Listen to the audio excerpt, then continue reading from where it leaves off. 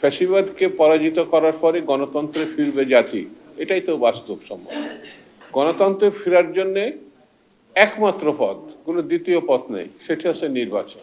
আমি যদি নির্বাচনের মধ্যে জাতিকে না নিয়ে যাই, তাহলে গণতন্ত্র ফিরবার কোনো দ্বিতীয় পথ আছে বলে তো আমার মনে হয় না।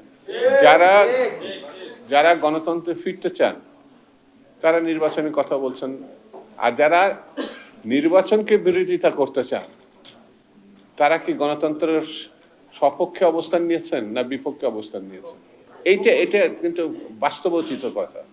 আমাদের মহাসচিব স্পষ্ট করে বলেছেন, এই সরকারকে নিরপেক্ষ ভূমিকা পালন করতে হবে, অর্থাৎ সকল দলের সঙ্গে তার সমান অধিকার থাকতে হবে।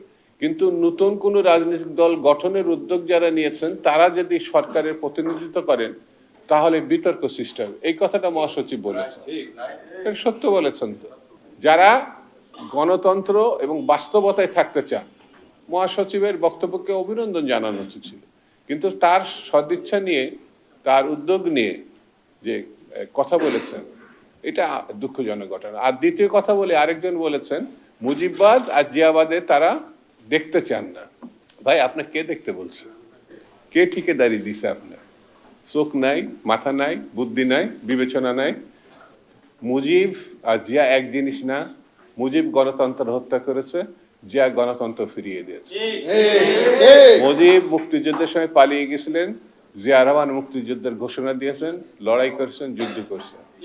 মুজিব বাংলাদেশে দুর্ভিক্ষ এনেছেন, শহীদ জিয়া দুর্ভিক্ষ মুক্ত করেছে। আমি আর কি দেব?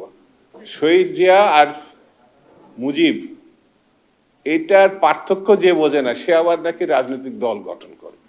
এটা দুঃখজনক না? এটা মানে কি বলবো আমি?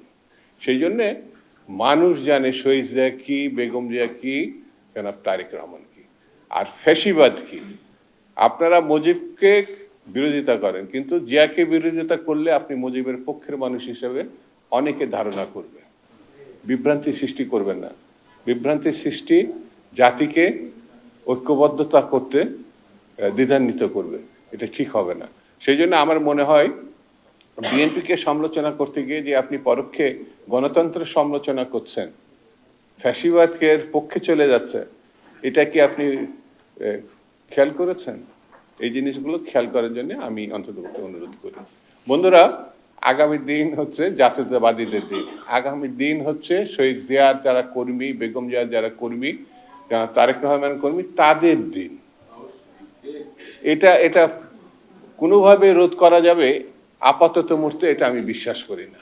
সেই জন্য আসুন আমরা ঐক্যবদ্ধভাবে সামনের দিকে এগিয়ে যাওয়ার জন্য এবং গণতন্ত্র প্রতিষ্ঠার জন্য জয়ের রকম যেভাবে ত্যাগ স্বীকার করতে হবে তার জন্য আমাদেরকে প্রস্তুত থাকতে হবে।